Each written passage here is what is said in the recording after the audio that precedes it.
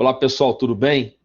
Estamos iniciando aqui mais um tópico dentro da farmacologia, que é a farmacologia do sistema digestório, com um foco muito grande sobre medicamentos que vão estar atuando no tratamento de úlcera, gastrite, causada por situações específicas, como por exemplo, uma infecção por uma bactéria chamada H. pylori, e condições não específicas, como por exemplo, excesso de condimentos, síndrome de Zollinger-Ellison e várias outras condições. Então a gente vai estar falando sobre antiácidos e os inibidores da secreção ácida do estômago. Antes de falar sobre os medicamentos, é importante a gente estar frisando a importância da patologia em que a gente vai estar estudando o tratamento. Por quê? A úlcera péptica, ela é uma doença de incidência mundial. Vocês podem observar nessas duas fotos aí o quê? Nós temos a presença de lesões na cavidade da mucosa gástrica. Cada foto tem uma lesão num nível diferente. A foto do lado direito tem uma lesão infiltrativa. A foto do lado esquerdo já é num processo de recuperação, mas ainda tem a lesão ali. Isso mostra que a úlcera péptica causa lesões que vão desencadear alguns sintomas que são bem marcantes dentro do paciente que tem alguma complicação gástrica. A incidência da úlcera péptica no mundo é de 10 a 20% da população mundial. Não acomete um sexo específico. Então a gente tem uma similaridade entre homens e mulheres, 12% homens e 10% mulheres. Isso gera um gasto muito grande para o tratamento de úlcera, tanto de maneira em tratamento e de úlceras que são de repetição. Então a gente tem em torno de 500 mil casos ao ano de novas úlceras, isso dados dos Estados Unidos, e a gente tem 4 milhões de casos de úlceras recorrentes, ou seja, o paciente já teve e está tendo novamente. E essa úlcera péptica ela pode estar gerando o óbito do indivíduo, né? A gente tem em torno de 15 mil mortes ao ano. Isso gera para a economia um valor em torno de 10 bilhões de gastos por ano de dólares nos Estados Unidos. São valores bem expressivos, né? Acho que dá para a gente ver que realmente é notável a presença dessa doença e o gasto para o tratamento de primeira vez ou de repetição. Bruno, quem mais sofre com isso? Então a gente tem mais ou menos uma ideia de quem está gerando mais o aparecimento de úlcera e gastrite, mas não segue uma lógica bem interessante em relação a esses parâmetros aqui. Existem pacientes que estão fora desse quadro que também vão estar sofrendo com a úlcera. Mas, em média, pacientes de 55 a 70 anos, homens, e a região que a gente tem mais a incidência da presença, né, de lesões por úlcera é aqui na região do antro, essa parte daqui de baixo, e na região, né, muitas das vezes, na região da grande curvatura. Então são essas regiões aqui que sofrem mais. A gente consegue observar nessas fotos aí ao lado lesões de diferentes graus. Então assim, você vê a lesão aqui em cima, uma lesão já infiltrativa, né, já ali com aparecimento de uma forma bem delimitada, né, arredondada, com essa lesão. A perda da cavidade superior ali da mucosa, né? Você tem ali uma lesão já chegando em camada muscular. E aqui embaixo a gente tem uma lesão um pouquinho diferente, que a gente consegue observar o tecido bem inflamado e ali uma lesão que ainda não está ulcerada, tá bom? Então a gente só tem o aparecimento ali de uma pústulazinha. Bruno, o que é importante a gente saber sobre toda a fisiologia gástrica? É importante a gente saber que esse processo, né, de lesão que é gerado no nosso estômago é um processo gerado pela produção de ácido. Então a gente produz e secreta uma grande quantidade de próton, e a ideia desse próton que é secretado lá na luz estomacal é fazer com que aquele líquido estomacal fique sempre num pH mais próximo de um pH ácido, muito ácido. Então a ideia de secretar esse próton é deixar o ambiente ácido. Então deixar esse ambiente ácido é favorável porque no estômago a gente tem a digestão de proteínas. e uma série de enzimas que vão estar fazendo essa digestão de proteínas, elas precisam do ambiente ácido. A gente tem duas regiões aqui que vão estar diretamente envolvidas com essa estimulação da produção de ácido. A gente tem a região das células parietais, que são extremamente importantes para a produção de ácido, e a gente tem a região da célula G, onde a gente vai estar fazendo a produção de alguns neurohormônios envolvidos com essa atividade de produção de próton.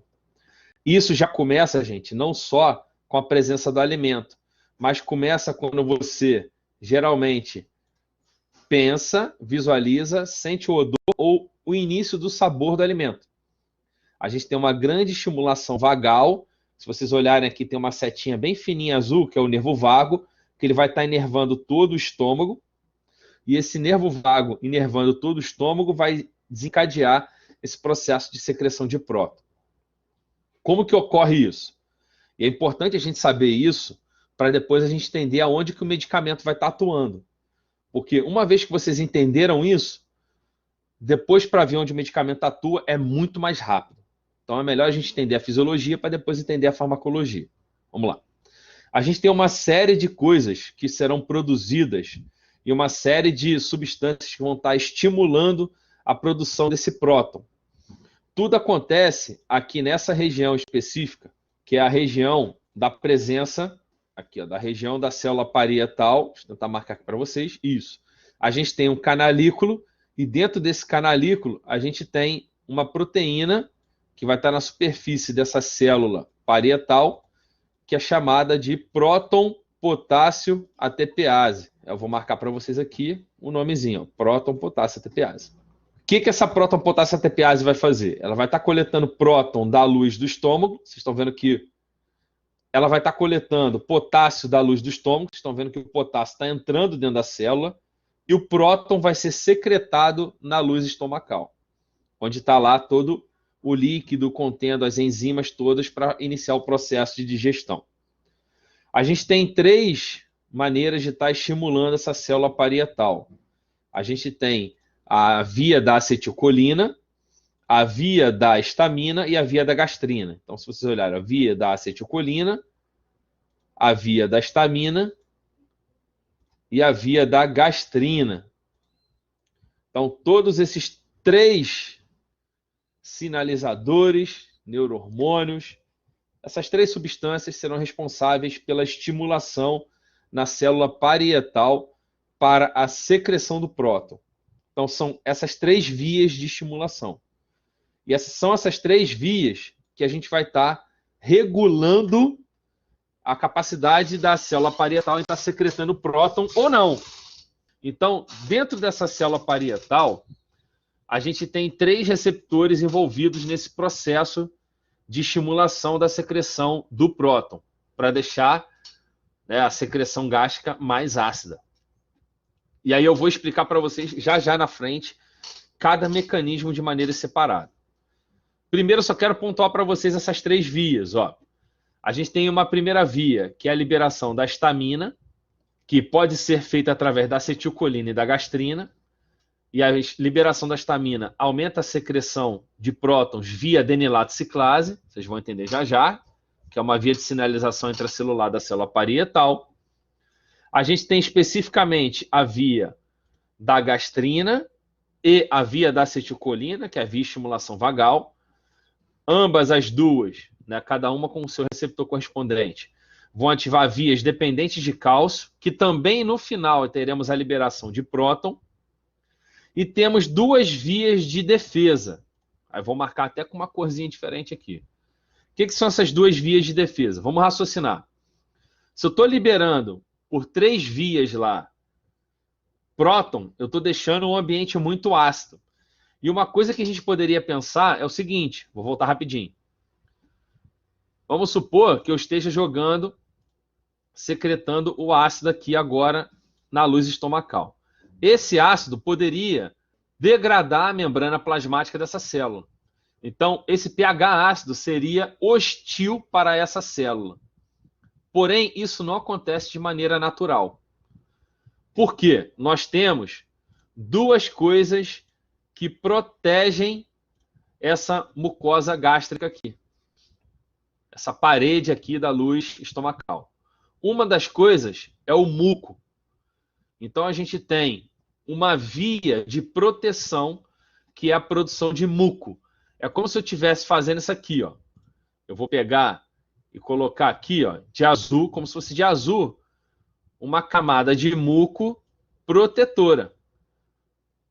Uma vez que eu secretasse o ácido, e esse ácido estivesse aqui em cima, ele iria degradar primeiro a camada de muco e não conseguiria degradar a minha célula parietal. Então, são mecanismos de defesa, como se fosse uma armadura, como se fosse uma proteção que tivesse ali em cima da célula parietal. Isso é estimulado via prostaglandinas e acetilcolina. Então, se você ver, ó, a gente tem duas vias de estimulação da produção de muco, tanto via prostaglandina quanto acetilcolina. Ambas vão fazer o quê? Nas células superficiais, eles vão estimular a liberação de muco para formar essa barreira protetora.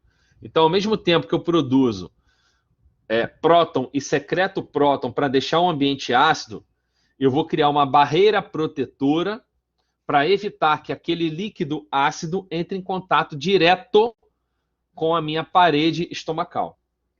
Bruno, então acho que já dá para entender uma coisa. O paciente que tem úlcera, ele vai ter dificuldade de fazer essa proteção, correto? Exatamente. Um dos mecanismos é esse. O paciente ter essa dificuldade de fazer essa proteção gástrica. Então a gente vai ter ali a prostaglandina, a acetilcolina funcionando um pouquinho com deficiência nessa célula superficial, tendo uma dificuldade de promover o aparecimento desse muco. Se a gente tem uma redução do muco, a gente expõe a célula parietal, agora a secreção ácida começa a corroer e a gente começa a aparecer inicialmente, né, o paciente sente uma gastrite evoluindo para uma úlcera com perfuração da nossa mucosa gástrica. Então, deixa eu passar aqui para vocês essa ideia de como seria a produção do próton e a produção do muco, ok? Então, primeiro, eu vou fazer uma projeção dessa linha aqui embaixo, que tem o muco, tá vendo aqui, ó? Então, vou botar essa linha azul aqui como se fosse o muco protegendo, tá bom? A minha mucosa gástrica. Então, seria uma barreira protetora. Ele está simbolizado aqui por essa linha meio que tortuosa. E aí eu simbolizei como se fosse em tudo aqui, tá? O muco protegendo. Então, ele tem essa proteção da mucosa gástrica. Esse muco, ele vai ser produzido pela célula epitelial superficial. Se vocês olharem, tem uma célula aqui e a outra célula é a parietal que está em cima. A gente conversou sobre essas duas vias de produção de muco, que são vias que são mediadas pela atividade de prostaglandinas. Então, se vocês olharem, eu marquei de azul, ó, prostaglandina E2 e prostaglandina I2, ambas vão estar estimulando o seu próprio receptor de prostaglandina, né? EP2, EP3 na célula superficial. Essa prostaglandina estimula esse receptor na célula superficial, que vai induzir a célula superficial a produzir muco e produzir também bicarbonato solúvel nesse muco. Então, além de eu produzir o muco, que é uma barreira espessa, eu produzo também bicarbonato. Por quê? O bicarbonato, em contato com o próton, ele vai neutralizar o próton. Então, essa barreira, além de ser uma barreira viscosa, ela tem uma substância química que vai neutralizar aquele próton. Então, se vocês observarem aqui, tem uma seta mostrando como se fosse uma lesão da mucosa. Ou seja, essa lesão da mucosa seria uma lesão inicialmente gerada e você vê que o muco conseguiu segurar essa lesão, não deixando que ela chegue até a célula superficial ou a célula parietal. Então, uma das vias da produção da proteção, que é o muco e bicarbonato, é a via com a prostaglandina E2 e a prostaglandina I2. Outra via que a gente tem fazendo a mesma coisa é uma via onde nós temos a estimulação da liberação de acetilcolina, estimulando o receptor muscarínico, nessa célula epitelial superficial, que vai fazer a mesma coisa que o EP3. Vai produzir muco e bicarbonato. Então, essas duas vias, tanto a via da acetilcolina quanto a via da prostaglandina, estimulam a produção do muco pela célula superficial epitelial lá na mucosa gástrica. Eu vou perder tempo aqui, mas isso vai servir para vocês entenderem tudo até o final depois. Depois vai ser muito mais rápido da gente estar fazendo o entendimento. Uma outra via que a gente tem é a via de estimulação da célula parietal. Se vocês olharem, a célula parietal está em cima e você tem várias vias de sinalização para esta célula.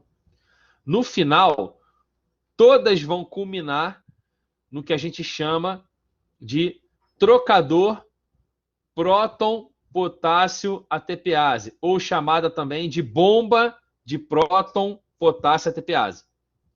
Mas ela é um trocador, ó. Troca o próton, joga na luz do estômago e pega o potássio. Como que ocorre para eu conseguir realizar essa troca do próton, jogando ele na luz do estômago, e o potássio pegando ele da luz do estômago? Como eu disse para vocês, são 3 vias que podem estimular a atividade dessa próton-potássio ATPase. Como ela é uma ATPase, eu preciso produzir ATP. Então, todas essas vias, elas são importantes para a produção de ATP. Tanto a via dependente de cálcio quanto a via dependente de AMP cíclico. Que a ideia é você aumentar o ATP e essa bomba, esse trocador funcionar. Então, como que eu vou estimular essas 2 vias? Vamos ver aqui. Primeira via, vou falar a primeira via, que é a mais simples, que é a via do nervo vago, chegando diretamente lá na célula parietal. Então, você tem aqui, ó, o número 1, você tem o nervo vago liberando acetilcolina lá na célula parietal, e na célula parietal eu tenho o receptor muscarínico M3. A acetilcolina é agonista do receptor M3. Então, ela ativa o receptor M3. Esse receptor M3 faz uma sinalização intracelular dependente de cálcio. Então, você vê que tem um sinalzinho positivo dentro da célula. Essa via dependente de cálcio, também tem um sinalzinho positivo depois dela, lá na bomba, ó. Ela estimula o trocador próton-potássio ATPase, e com isso eu começo a jogar próton, né? Começa a jogar esse próton aqui na luz estomacal para poder aumentar a acidez do estômago. Essa é uma via. Segunda via que a gente tem a via direta da gastrina. Aí vou botar até de outra cor aqui, vou botar de preto. Ó, via direta da gastrina. A gastrina é o neurohormônio que participa do processo todo de secreção gástrica. Lembra que a gente viu lá atrás? A gente tem o odor, o sabor, o pensamento, tudo isso estimula a produção de gastrina. A gastrina vai chegar ali através da corrente sanguínea e vai se ligar na célula parietal no receptor de gastrina. Qual é o símbolo do receptor de gastrina, Bruno? O símbolo do receptor de gastrina é esse que está escrito aí, ó, CCK2. Então, esse receptor CCK2 é um receptor de gastrina. A gastrina é agonista desse receptor. Uma vez que a gastrina ativa o receptor CCK2 na célula parietal, olha o sinalzinho de mais, estimula vias dependentes de cálcio, que estimula a próton-potássio ATPase de estar trocando o próton com o potássio, aumentando a acidez do estômago. A gastrina, ela tem uma via secundária, que tem a ver diretamente com a histamina. Essa via secundária da gastrina é uma via muito importante para a liberação da histamina. A gastrina, ó, estou botando com a seta azul, ela vai se ligar no seu receptor CCK2, que não está na célula parietal. Está em uma célula que está ali bem próxima da célula parietal, que é a célula ECL, que significa enterocromafin-like. É a característica dessa célula. Uma vez que a gastrina se liga no receptor CCK2 dessa célula ECL, ela vai estimular a célula enterocromafin-like a liberar a histamina. Então, quem libera a histamina é a célula enterocromafin-like, SL. Uma vez que essa célula é estimulada pela gastrina. Se vocês olharem, abaixo do receptor CCK2 tem uma seta preta grossa, que significa que é uma via importante de estimulação da liberação de histamina. Uma vez que essa histamina é liberada, ela vai atuar na célula parietal no receptor H2. Então, a histamina ela é agonista do receptor H2. Esse receptor H2, se você olhar e seguir a setinha dele, tem um sinal positivo. Ou seja, ele vai estimular vias intracelulares relacionadas a aumento dos níveis de AMP cíclico. Esse aumento dos níveis de AMP cíclico, se vocês olharem depois do AMP cíclico, você vê um sinal de mais. Ele vai estimular também o trocador próton-potássio ATPase a estar secretando próton lá na luz estomacal para reduzir o pH do estômago. Entretanto, eu pulei aqui, mas eu vou explicar para vocês. A gente tem outra via, que também tem a ver com a histamina, eu vou botar de azul, que é a via de estimulação por acetilcolina nessa célula SL. Então, a gente tem a estimulação de acetilcolina em células do sistema nervoso entérico, via receptor M1, que está aqui. Após estimular essa célula do sistema nervoso entérico, ela vai estimular a liberação de acetilcolina lá na célula enterocromafin-like, que também tem um receptor muscarínico lá. Mas se vocês perceberem, a setinha da via da acetilcolina na célula SL é uma setinha bem fina. Ou seja, essa estimulação ela é bem mais sensível do que quando comparado à via da gastrina, que tem uma seta mais espessa. Então, quem vai mediar primordialmente essa atividade de liberação de histamina da célula enterocromafin-like é a gastrina. Mas essa via de baixo aqui também pode contribuir para a liberação de histamina. Uma vez que é liberada a histamina, receptor H2, estimulação de vias dependentes da AMP cíclico, liberei o próton. Então, o que vai acontecer aqui? A gente tem 3 vias na célula parietal, que são 3 vias que você induz a liberação do próton. Induz a acidez do estômago, correto? Com a ideia de fazer o quê? Aumentar a acidez da secreção gástrica para induzir o processo de digestão de proteína, que é feito no estômago. Tá? E temos uma via, que é numa outra célula epitelial superficial, que é a via de produção de muco e bicarbonato, que cria essa barreira protetora. Se aquela secreção ácida tentar destruir ou agredir a célula parietal, ela começa a fazer agressão aqui embaixo no muco. Tá? E aí o próton começa a ser neutralizado pelo bicarbonato e não vai chegar a agredir a parede do estômago. Porém, a gente tem situações onde a gente vai estar estimulando essas 3 vias. A via azul, da setinha azul de histamina, a via da gastrina preta e a via vermelha do receptor M3. Então, Bruno, eu só tenho um mecanismo de proteção ou tem algum mecanismo que faz um feedback negativo? Ou seja, é como se fosse um freio de mão sendo puxado para reduzir a produção de próton. Tem. Então, vou botar aqui de lilás para vocês essa via, que seria uma via de controle, de redução da liberação do próton. E é uma via única. Se vocês olharem, você tem 3 vias para estimular e uma para inibir. Então, quem que vai ser mais preponderante? A via de estimulação, que você tem 3 para 1. Como que é feita essa via de inibição? A mesma prostaglandina que vai lá na célula epitelial superficial, ela também vai na célula parietal e lá na membrana da célula parietal também tem um receptor EP3. Esse receptor EP3 na célula parietal, ele é capaz de, vou marcar aqui de roxo, inibir essa via dependente de AMP cíclico. Qual é a consequência dele inibir essa via? É como se ele estivesse freando a resposta dessa via. Se eu reduzo a via dependente de AMP cíclico, eu reduzo a atividade da próton-potássio ATPase. Porém, foi como eu falei com vocês. A gente está atuando em uma via das três. Se eu estiver inibindo essa via do AMP cíclico, o que vai acontecer?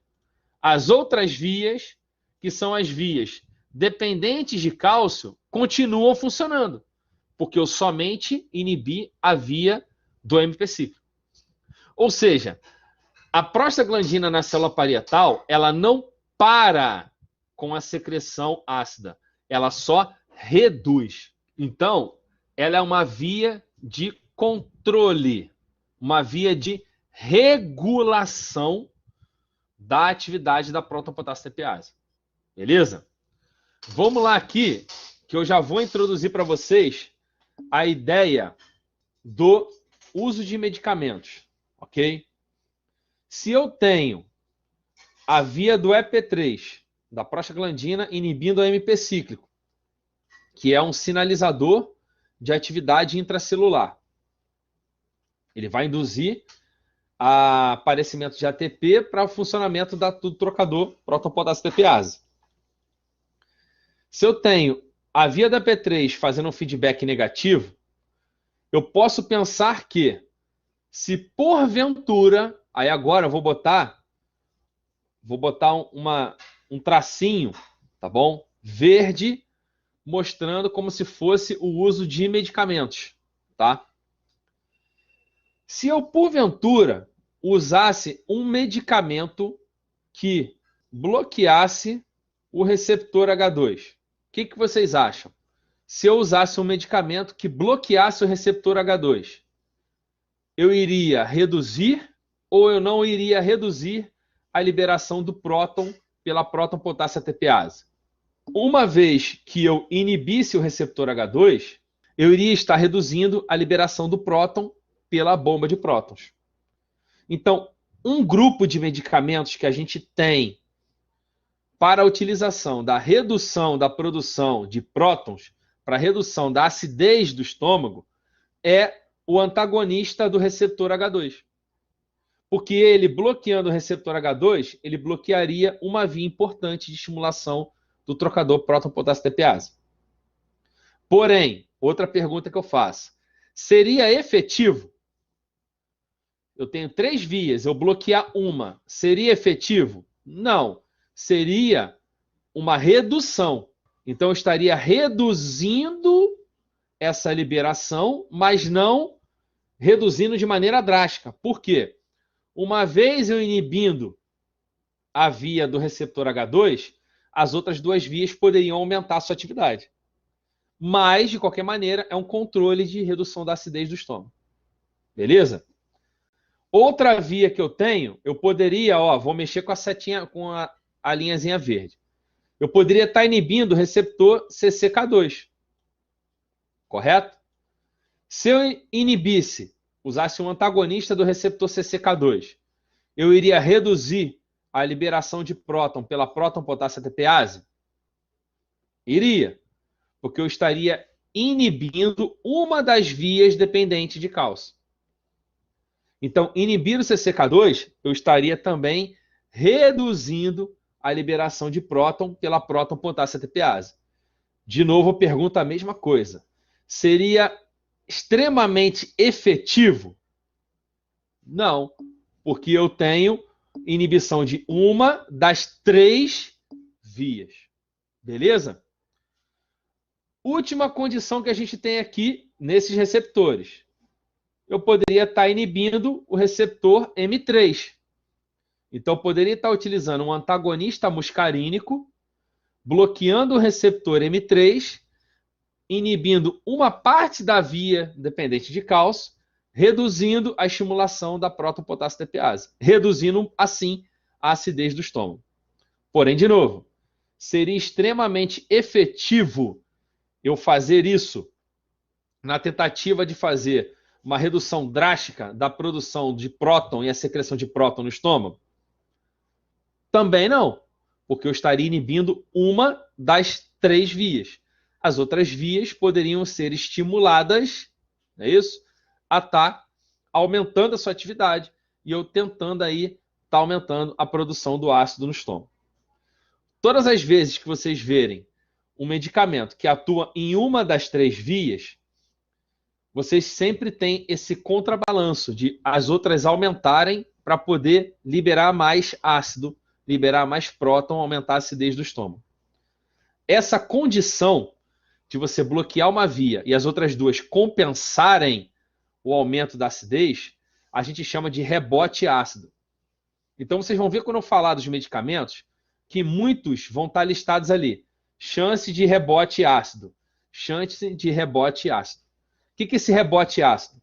Eu bloqueei uma via, meu organismo viu, opa, eu estimulei menos. Eu vou lá e estimulo mais as outras 2 vias. Conseguiram compreender a ideia do uso dos medicamentos? Ou eu vou usar um antagonista muscarínico, ou eu vou usar um antagonista do CCK2, ou eu vou usar um antagonista do receptor H2. Vou fazer uma pergunta aqui para vocês, que eu acho que vocês vão pegar mole aqui, eu acho que vocês vão matar a resposta. Se eu sei que se eu inibir uma via ou outra, eu tenho o que a gente chama de rebote ácido, eu vou inibir temporariamente, mas depois as outras vias serão aumentadas. Qual seria o lugar que eu poderia atuar usando um medicamento para bloquear, que seria efetivo em grande percentual dos casos, porque mesmo que eu bloqueasse esse lugar e aumentasse as outras vias, não iria adiantar de nada aumentar as outras vias. Vocês conseguem observar um local onde eu poderia estar atuando e funcionar de maneira mais efetiva? Se a gente observar, a gente tem um local que a gente pode fazer isso. A gente tem aqui, ó, se eu inibisse diretamente, ó, a minha bomba, né, ou o meu trocador, mesmo que eu estimulasse a via do M3, a via da CCK2 e a via do H2, quando eu bloqueei o trocador, você pode estimular todas as vias. Quando chega o trocador está o quê? Travado. Então, a via e os medicamentos mais eficientes para o tratamento de úlcera, gastrite, né, são os medicamentos que vão bloquear o trocador ou vão inibir o que a gente chama de bomba de prótons. E a gente tem uma classe de medicamentos, que são os inibidores da bomba de prótons, que são exaustivamente utilizados para o tratamento de úlcera e gastrite. Então, conseguiu pegar a visão aqui dos medicamentos? Ou eu vou usar os medicamentos que inibem os receptores de estimulação de maneira separada, mas com uma chance de um rebote ácido, ou eu vou inibir diretamente a bomba de prótons. Beleza? Então, por isso que essa figura era importante, porque a partir dela, a gente conseguiria fechar um raciocínio mais lógico sobre o uso dos medicamentos.